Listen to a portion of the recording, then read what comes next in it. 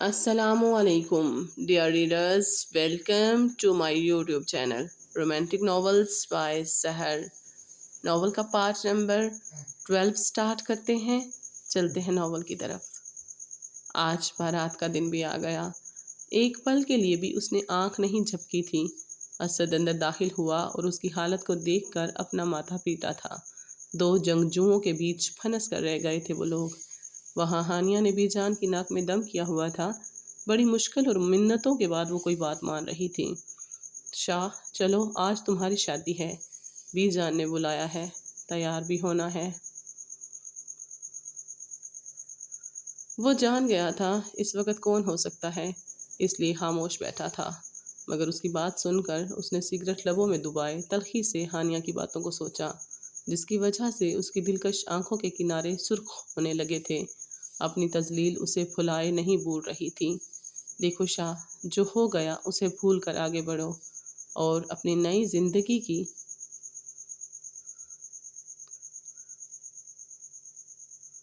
شروعات کرو.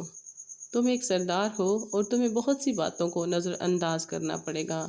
یہ خاندان اور گاؤں کی عزت کا سوال ہے. شاویز باغور اسے سن رہا تھا. اس نے غصے سے انگلیوں میں دبا سگریٹ توڑ موڑ دیا اور ایک جھٹکے سے اس کے ساتھ جانے کے لیے اٹھ کھڑا ہوا.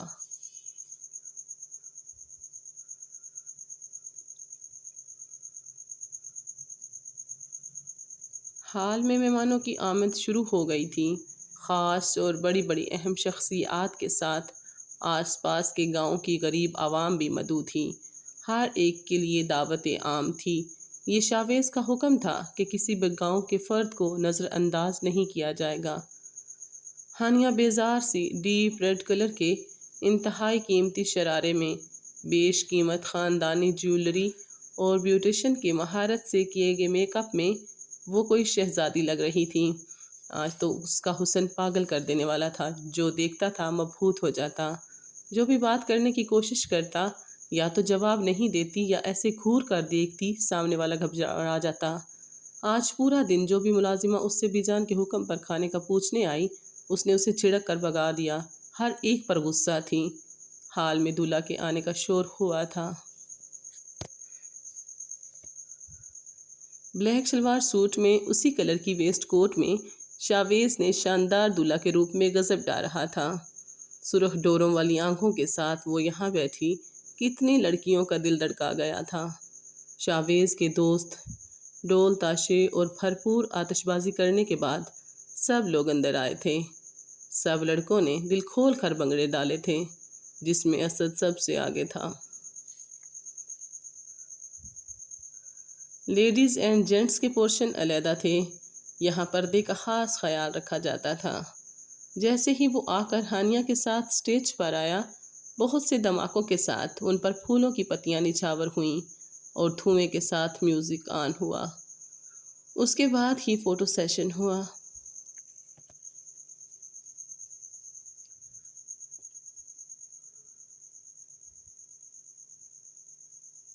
شاویز کے اندر ایک طوفان برپا ہو رہا تھا، مگر وہ بی جان کا چہرہ دیکھ خاموشی سے سارے تماشے کا حصہ بنا ہوا تھا. بی جان کے چہرے سے خوشی پھوٹ رہی تھی. آج انہوں نے روٹین سے ہٹ کر لائٹ پنک سوٹ پہنا. یہ ان کی خوشی کا اظہار تھا، جو اس کے باپ کے مرنے کے بعد سے ہی وائٹ کپڑوں کے علاوہ کبھی کوئی کلر نہیں پہنتی تھیں.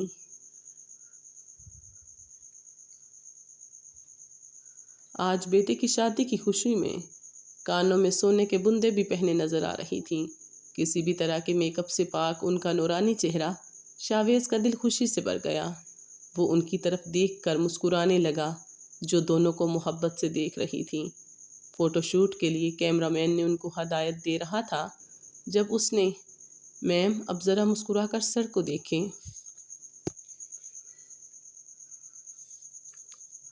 کیمرہ مین کب سے ہانیہ کو بولنا چاہتا تھا، جس کے تیور دیکھ کر بول نہیں پا رہا تھا. ابھی ہمت کر کے بولا بھی تو اس نے گھور کر دیکھا تھا. کیمرہ مین کے کہنے پر جب شاویز نے اسے کمر سے پکڑا تو اس نے زور سے اس کے ہاتھ پر چٹکی کاٹی تھی. اپنی حد میں رہو تم، ہلکی آواز میں گررائی تھی جب ایک جھٹکے سے اس کی کمر پکڑ کر اپنی انگلیوں کا دباؤ بڑھایا. خاموشی سے اس تماشے کا حصہ بنی رہو، ورنہ کسی کی بھی پرواہ کیے بغیر یہاں سے پھینک دوں گا۔ اس نے بھی نیچی آواز میں دانت بھینچ کر اسے کہا تھا۔ اب ہانیہ کیمرہ مین کو گھور رہی تھی، جس کی وجہ سے اسے یہ سب برداشت کرنا پڑ رہا تھا۔ کیمرہ مین مختلف اینگل سے تصویریں کھینچنے میں لگا ہوا تھا۔ فارغ ہونے کے بعد وہ چلا گیا۔ دوسری طرف کھانا کھلنے پر شاویز اٹھ کر اپنے دوستوں کے پاس چلا گیا۔ رات بہت دیر بعد سب لوگ حویلی پہنچے تھے۔ دلہن کے ویلکم کے لیے زبردست انتظامات کیے گئے تھے۔ ڈرائیو وے سے لاؤنج تک گلاب کے پھولوں سے راستہ بنایا گیا تھا، وائٹ لائٹس کے ساتھ جو جلتے ہوئے چھوٹے چھوٹے جگنو لگ رہے تھے۔ راستہ خاص شکل میں جا کر دو دلوں کی شیپ میں ختم ہو رہا تھا۔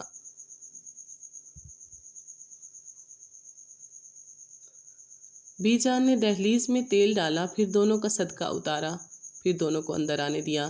شاویز اٹھ کر مردانے کی طرف چلا گیا اور ہانیہ نے کسی بھی رسم کو کرنے سے صاف انکار کر دیا تھا۔ بی جان کا دل تو بہت دکھا، مگر یہ سوچ کر کہ ابھی وہ غصہ ہے سب پر، بعد میں کر لیں گے اپنے سارے ارمان پورے، اس کو روم میں بھیج دیا۔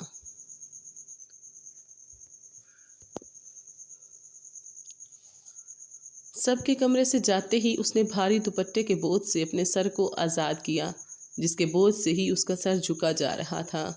بھاری خاندانی جیولری، مہندی، ابٹن، یہ سب اس کے لیے اجنبی تھا۔ کب سے وہ جنجلائے جا رہی تھی۔ اب سب سے پہلے دوپٹہ اتار کر بیڈ پر پھینکا، اس کے ساتھ ہی ایک ہاتھ کی چوڑیاں اتار کر پھینکنے لگی۔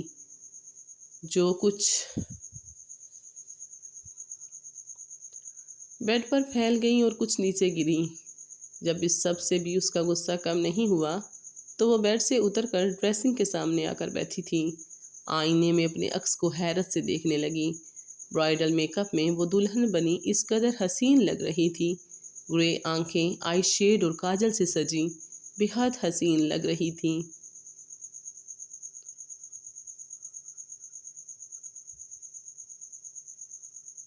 بھرے بھرے قدرتی گلابی ہونٹ ریڈ لپسٹک میں قیامت ٹھا رہے تھے۔ وہ جو بنا سنگھار کے ہی لاکھوں میں نمایاں ہوتی تھی، اتنی تیاری کے بعد کوئی بھی زائد خشک انسان اپنی سدھ بدھ کھو بیٹھتا۔ کتنے ہی لوگوں نے ان دونوں کی جوڑی کی تعریف کی تھی، مگر اس کے دل میں کسی قسم کے کوئی جذبات نہیں جاگے سوائے ایک جذبے کے۔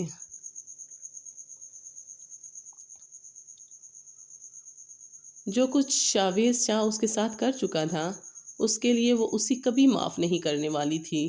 اتنے دن اس کے جذبات کے ساتھ کھیلتا رہا تھا وہ، اور وہ کیا تھی اس انسان کے لیے؟ وقت گزاری کا ذریعہ۔ بس اب اتنا سب ہونے کے بعد وہ اسے کبھی معاف نہیں کر سکتی تھی۔ یہ سب تیاری اس جنگلی گنوار جانور کے لیے کر کے میں انتظار میں بیٹھوں گی۔ مائی فوڈ سو کالڈ انتظار۔ اسے شاویز کی کزن کی بات یاد آئی، جس نے اسے شاویز کا انتظار کرنے کے لیے کہا تھا جب وہ بار بار چینج کرنے کا کہہ رہی تھی۔ اب یہ سب سوچتے ہی ایک ایک زیورات اتار کر زمین پر پھینکنے لگی۔ میرے قریب آنے کی کوشش کی اس نے تو ایسا مزہ چکھاؤں گی، ساری زندگی یاد رکھے گا کمینوں کا سردار۔ جانے اس نے عادل کے ساتھ کیا کیا ہوگا، جلاد کہیں کا۔ وہ سوچوں میں گم ساری جیولری اتارنے کے بعد شرٹ اور شرارے میں بنا دوپٹے کے دونوں ہاتھ کمر پہ رکھے کمرے کا جائزہ لینے لگی تھی۔ بنا دوپٹے کے فٹنگ کی سلیو لیس کرتی، گھیر دھار شرارے میں وہ کوئی موم کی گڑیا لگ رہی تھیں۔ پورے کمرے کو تازہ وائٹ اور ریڈ پھولوں سے ڈیکوریٹ کیا گیا تھا۔ یہاں تک کہ کمرے کی چھت بھی کسی مائر آرٹ کا منہ بولتا ثبوت تھی۔ بیڈ پر چاروں طرف پھولوں کی لڑیاں تھیں۔ روم کو نئے سرے سے رینوویٹ کروایا گیا تھا۔ بیڈ روم بہت خوبصورتی سے ڈیکوریٹ کیا گیا تھا۔ کمرے کی لوکیشن بھی بہت سوٹیبل تھی۔ وہ آج پہلی بار شاویز کا کمرہ دیکھ رہی تھی۔ ہر چیز اس کے مالک کی امارت اور ذوق کا منہ بولتا ثبوت تھی۔ یہ ایک بہت وسیع، خوبصورت اور نفیس کمرہ تھا۔ ایک طرف ڈریسنگ روم تھا، جبکہ دوسری طرف ایک ڈور تھا جو باہر کو جاتا تھا۔ کہاں، یہ اسے سمجھ نہیں آیا۔ ایک جانب صوفہ سیٹ تھا، ایک طرف پوری وال پر وارڈروب بنی تھی جس کے ڈور گلاس کے تھے، اس میں شاویز کے ڈریسز نظر آ رہے تھے، دوسری طرف ہانیہ کے ڈریس، جیولری، شوز تھے۔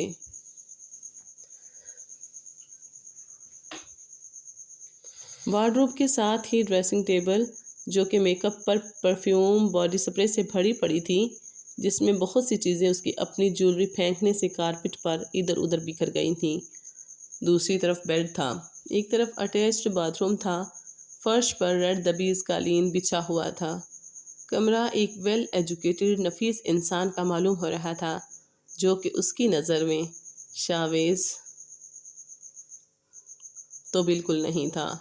نگاہیں مہندی سے سجے ہاتھوں پر پڑی تو حیرت سے سفید روئی جیسے ہاتھوں پہ مہندی سے بنے خوبصورت ڈیزائن، جن پر وہ ہاتھ پھیر کر محسوس کرنے لگی کہ یہ کس طرح سے چپکایا گیا ہے۔ ٹیٹو بنوانے میں تو بہت زیادہ پین ہوتا ہے، مگر یہ کیا چیز تھی؟ ابھی وہ سوچوں میں گم تھی جب کمرے کا دروازہ کھول کر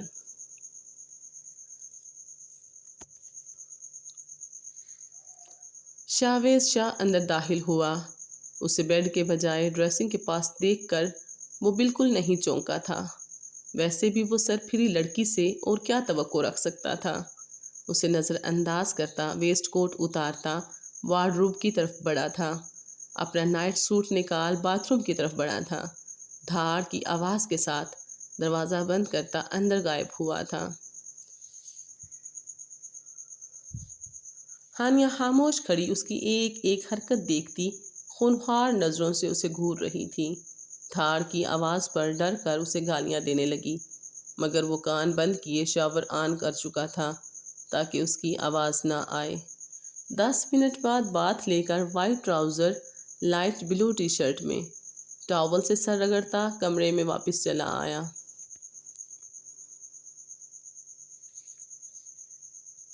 ہانیہ ابھی تک وہیں موجود تھی اور اسی طرح کھڑی تھی۔ شاویز کی بنویں تن گئیں۔ غصے سے اسے گھورتا وہ ڈریسنگ کے سامنے آ کر کھڑا ہوا۔ جانتا تھا کوئی نیا تماشا لگانے کا ارادہ کر رہی ہوگی۔ سمجھتا کیا ہے جیسے میں تو اس کی توجہ کے لیے مری جا رہی ہوں۔ اجڑ جاہل گنوار انسان، وہ خود کے نظر انداز کرنے پر جھنجھلائی تھی۔ وہ تو سمجھ رہی تھی کہ اس کا خوشربا حسن دیکھ کر شاویز پاگل ہو جائے گا، اس کے قریب آنے کے لیے منتیں کرے گا، پھر وہ اس کو اس کی اوقات بتائے گی، اسے دھتکارے گی۔ عادل کہاں ہے؟ وہ خود کو سنبھالتی اس پر چلائی تھی، مگر وہ تو ایسا بنا ہوا تھا جیسے کمرے میں اس کے علاوہ کوئی دوسرا ہے ہی نہیں۔ بال بنا کر خود پر پرفیوم سپرے کرتا بیڈ کی طرف آیا اور ایک جھٹکے سے بیڈ کی چادر کھینچ کر زمین پر پھینکی اور اوندھے منہ بیڈ پر گر کر تکیے میں منہ دے کر آنکھیں بند کر گیا۔ اس وقت شاویز کا سر درد سے پھٹ رہا تھا، جو کل رات سے ایک پل کے لیے بھی نہیں سویا تھا۔ اب ہانیہ کی آواز اس کے دماغ پر ہتھوڑے کی طرح لگ رہی تھی، اس لیے شاویز کا اس سے الجھنے کا کوئی ارادہ نہیں تھا۔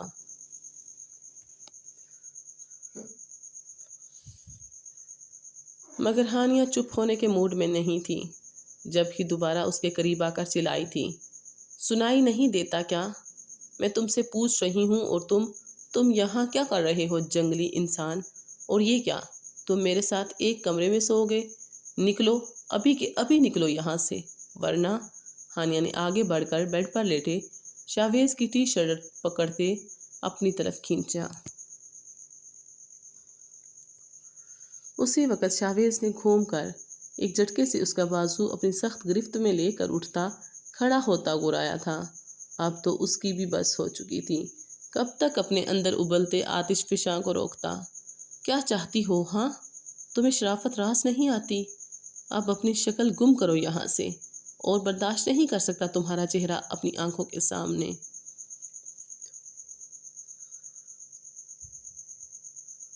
اسے ڈریسنگ کی طرف دھکیلتا اس پر گرایا تھا۔ لال انگارہ آنکھیں دماغ کی شریان پھول کر ابری ہوئی تھی جیسے پھٹ جائے گی، مگر ہانیہ صاحبہ ٹھہری صدا کی ضدی اس کے برابر کھڑی ہو کر دوبارہ بولی، تمہاری یہ ہمت؟ چھوڑو میرا بازو، توڑو گے کیا کمینے ذلیل انسان؟ میں تمہارے ساتھ ایک کمرے میں ہرگز نہیں رہوں گی۔ تم نہیں جاؤ گے تو میں جا رہی ہوں۔ وہ اپنا بازو اس کی فولادی گرفت سے چھڑواتی دروازے کی طرف لپکی تھی، مگر ڈور آٹومیٹک لاک تھا۔ بار بار ہینڈل گھمانے کے بعد بھی جب نہیں کھلا تو وہ سمجھ گئی یہ لاک نہیں کھلے گا۔ اب زور زور سے دروازے کو پیٹنے لگی اور ساتھ ساتھ آواز بھی لگا رہی تھی، اوپن دا ڈور، پلیز، کوئی سن رہا ہے میری آواز؟ وہ جو دوبارہ بیڈ پر لیٹنے کی تیاری کر رہا تھا، اسے چیختے چلاتے دیکھ کر تکیا ایک طرف پٹک کر جھٹکے سے اٹھ کھڑا ہوا اور ہانیہ کے پاس آ کر اسے گھما کر اس کی پشت دروازے سے زور سے لگائی تھی۔ ایک ہاتھ میں اس کی دونوں کلائی کمر کے پیچھے جکڑے، دوسرے سے اس کا جبڑا پکڑے دبی دبی آواز میں گرایا تھا، تمہیں ہر بار اپنا تماشا بنوانے کا شوق ہے، مگر ہم لوگ عزت دار لوگ ہیں، ایک مقام ہے ہمارا یہاں، تمہارے جیسی لڑکی کی وجہ سے ہم اپنا تماشا نہیں بنوا سکتے۔ اس وقت گھر مہمانوں سے بھرا ہے، کوئی تمہاری بکواس سنے گا تو عزت ہماری ہی جائے گی، تمہیں کوئی فرق نہیں پڑے گا۔ آخر ہونا بغیرت ماں کی اولاد، اس نے بھی 20 سال پہلے یوں ہی ہمارا تماشا لگایا تھا، اب تم اس کے چھوڑے کام کو انجام دینے آ گئی ہو، مگر یہ تمہاری بھول ہے کہ میں تمہیں ایسا کوئی موقع دوں گا۔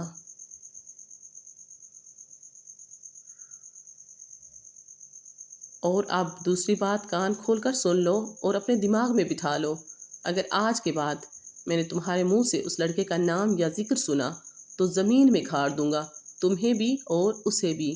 اب تم شاویز شاہ کی بیوی ہو، عزت ہو، میرے نام سے جانی جاؤ گی، اس لیے خیال رکھنا کوئی غلطی نہ ہو، ورنہ تمہارے حق میں اچھا نہیں ہوگا۔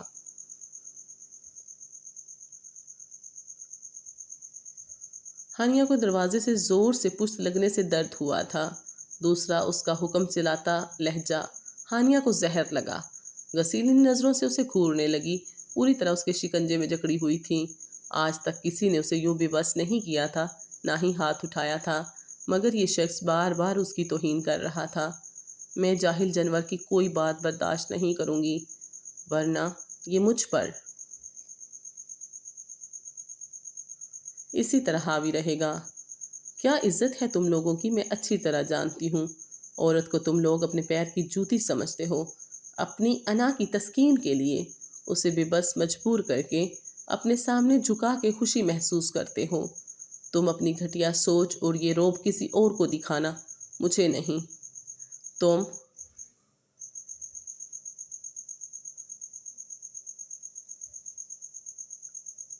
میری گارڈین نہیں ہو، جو تم کہو گے مان لوں گی۔ آئندہ اپنی اس گھٹیا گری ہوئی سوچ کو اپنے تک محدود رکھنا، ورنہ تمہارا منہ توڑ دوں گی، کمینے انسان۔ تم کیا سمجھتے ہو تم مجھے روک سکتے ہو؟ دیکھنا میں تمہیں یہاں سے جا کر دکھاؤں گی، اور تم سے طلاق لینے کے بعد اپنے اسی کزن سے شادی۔ بکواس بند کرو بے حیا لڑکی، وہ اس کی دو بدو چلتی زبان اور اس کے نکاح میں ہو کر کسی دوسرے سے شادی کا سن کر چیخ اٹھا تھا۔ مکمل اس کی گرفت میں ہونے کے باوجود وہ بنا ڈرے برابر جواب دے رہی تھی، جو میں نے کہا ہے وہ تمہیں کرنا ہوگا، میں کسی کو رعایت نہیں دیتا ہوں۔ شکر کرو بابا سائیں کی وجہ سے تمہارے ساتھ رعایت کرتے، ابھی زبان سے سمجھا رہا ہوں، اگر ہاتھ سے سمجھایا نہ پچھتاؤ گی، اس لیے آئندہ میرے سامنے بولنے سے پہلے 10 بار سوچنا، ورنہ مجھ سے برا کوئی نہیں ہوگا۔ اس کے قریب آ کر اس کی گھورتی آنکھوں میں اپنی لال انگارہ آنکھیں گھاڑے ایک ایک لفظ چبا چبا کر بولا تھا، تم بھی بکواس بند کر لو اپنی، مجھ پر حکم چلانے کا کوئی حق نہیں رکھتے، اور نہ ہی میں تمہاری زرخرید غلام ہوں جو تمہارے اشاروں پر چلوں گی۔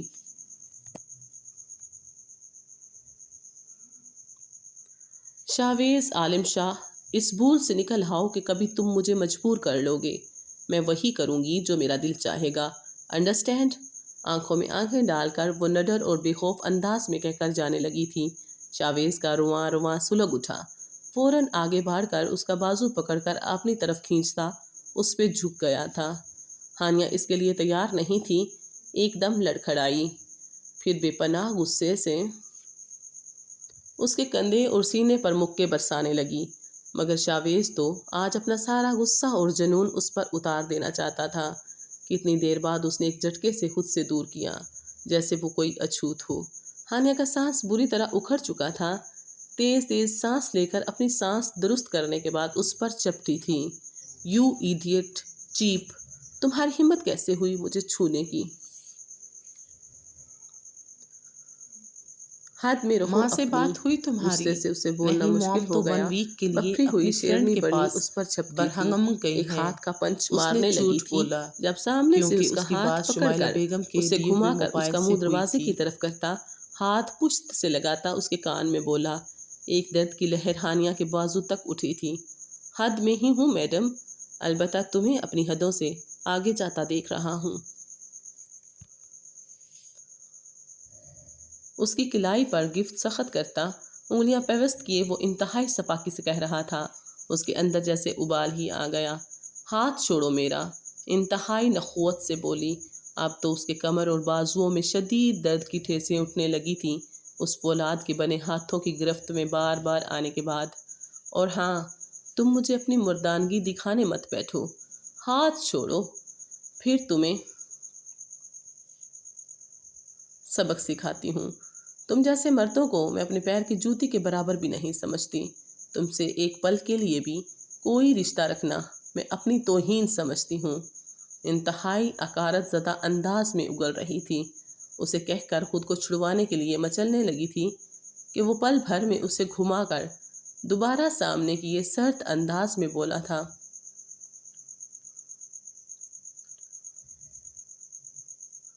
ایک مرد کو للکارنے اور مردانگی کو چیلنج کرنے پر یہ مت بھولو کہ تم ایک عام سی لڑکی ہو اور میں مرد۔ اس وقت تم میرے کمرے میں میری ملکیت بن کر موجود ہو۔ اگر ابھی اپنا حق وصول کر لوں تو کون روکے گا مجھے؟ اس کے میک اپ سے سجے سرخ چہرے اور برائڈل ڈریس میں اس کے ہوشربا وجود میں اپنی آنکھیں اندر تک گاڑے، اپنی گرفت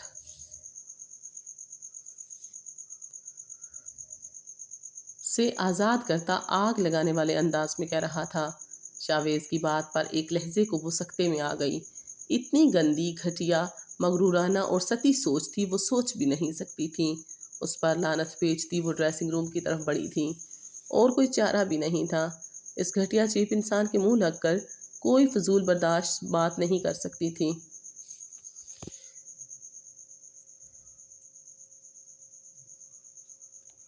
جب اس کی نظر ڈریسنگ ٹیبل پر اور کارپٹ پر پڑی، اپنی چوڑیوں پر پڑی، اس نے جلدی سے کچھ چوڑیاں اٹھائیں اور شاویز کی طرف اچھالیں۔ یہ تم پہن لینا، تم پر زیادہ سوٹ کریں گی مسٹر غیرت مند۔ چوڑیاں شاویز کے منہ پر پھینک کر وہ تیزی سے ڈریسنگ روم میں گھس گئی اور شاویز کے پورے وجود کو آگ کے شعلوں میں جھونک گئی تھیں۔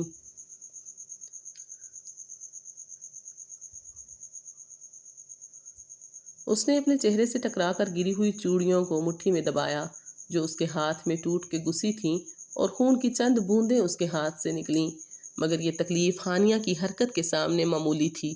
اس کی نس نس میں جیسے زہر بھر گیا ہو، پورا وجود اس آگ میں جلنے لگا تھا۔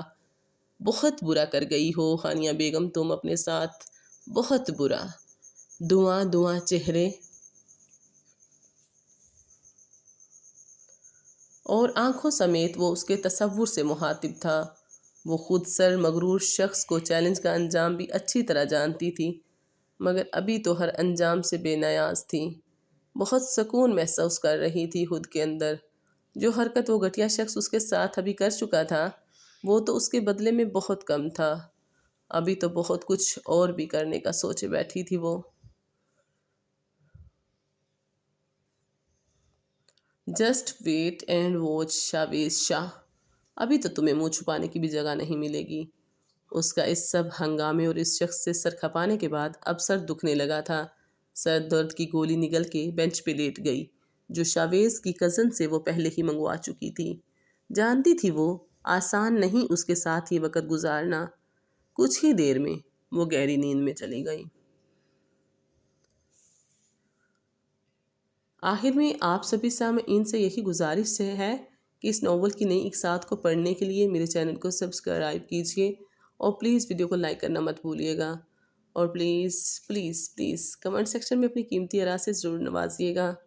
گلا کچھ خراب ہے، طبیعت کچھ ناساز ہے، کچھ غلطی کوتاہی ہو گئی ہو تو معاف کیجیے گا، دعاؤں میں یاد رکھیے گا، اپنا بھی خیال رکھیے گا۔ اللہ حافظ۔